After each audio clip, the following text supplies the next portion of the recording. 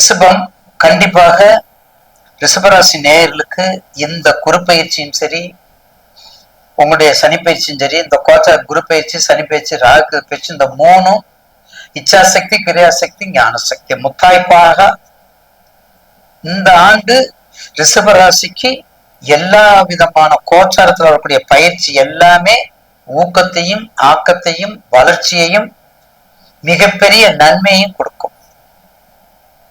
ரிஷபராசிக்கு என்ன பார்த்துக்கிறணும், மைக் இருக்குது நம்ம சொல்லிட்டு போயிட்டோம் அப்படின்னு மட்டும் நீங்க நினைக்க கூடாது. என்ன பார்க்கணும், நேயர் பெருமக்கள் உங்களுடைய ஜாதகத்தை எடுக்கணும். உங்க ஜாதகத்தை எடுக்க, கோச்சாரத்துல உங்களுக்கு என்ன, உங்க ஜன ஜாதகத்துல என்ன ராசி, உங்க ஜன ஜாதகத்துல ரிஷபராசி என்ன லக்னம், என்ன தசா புத்தி நடக்குதுங்கிறத பாருங்க. பார்த்துக்கிட்டு எங்களுக்கு வாங்க, பார்த்துட்டு எங்களுக்கு சொல்லுங்க, என்ன வேணாலும் சொல்லுங்க. உங்க ஜனசாரம் தான் பேசும். அது குருச்சந்திர யோகம், மாளவியா யோகம், கிரக மாளிகா யோகம், குருமங்கல யோகம்லாம் வேலை செய்யாது. உங்க திசா பத்தி முழுக்க முழுக்க வேலை செய்யும். அதை மெய்யர்கள் மறந்துடாதீங்க. உங்களுக்கு வேண்டிய ஜவுளி, பெண்கள் சம்பந்தப்பட்ட தொழில், அழகு சம்பந்தப்பட்ட தொழில், வண்டி வாகனம், பேக்கரி, டெக்ஸ்டைல்ஸ், இதெல்லாம் நீங்க செஞ்சுட்டு வந்தீங்கன்னா ரிஷபராசி நேயர்களுக்கு உங்களுக்கு வேண்டிய தொழில், அழகு, நாடகம், நாட்டியம், பாட்டு, கவி எல்லாமே உங்களுக்குரியதை செஞ்சுட்டு இருப்பது மிக சிறப்பானதாக அமையும். அப்ப ரிஷபராசிக்கு கண்டிப்பாக 6ஆம் இடத்த 5ஆம் பார்வை, 8ஆம் இடத்த 7ஆம் பார்வை, 10ஆம் இடத்த 9ஆம் பார்வை பார்க்கிறாரு. 6ஆம் இடம் பார்க்கும்போது நீண்ட நாட்களாக இருந்த நோய் தன்மை குறையும்.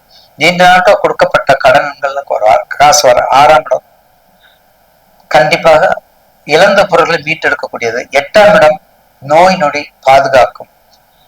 அது 7ஆம் பார்வை பார்க்கறதுனால நோய் நொடி இருக்காது. கண்டிப்பாக அதுல இருந்து விடுபடும். தாலிபாக்கியம் நிலைச்சிருக்கும். 10ஆம் இடம் 9ஆம் பார்வை தர்ம கர்மாதிபதியோட சொல்லலாம். தர்ம கர்மாதிபதி பார்வை இருப்பதனால எந்த பிரச்சனையும் இருக்காது. அதனாலதான் சொல்றது, ரிஷபராசி நேயர்களுக்கு இந்த குரு பயிற்சியும் சரி, இந்த சனி பயிற்சியும் சரி, இந்த ராகு பயிற்சியும் மிக அற்புதமாக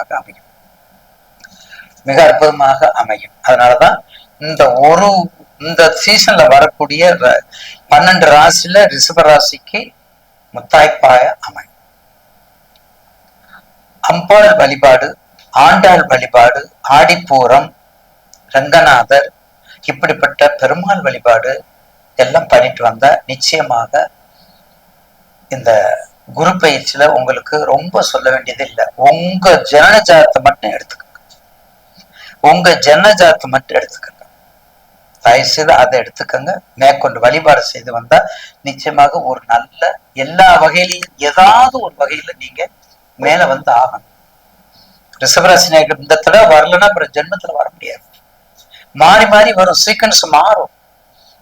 அதை மறந்துடாதீங்க.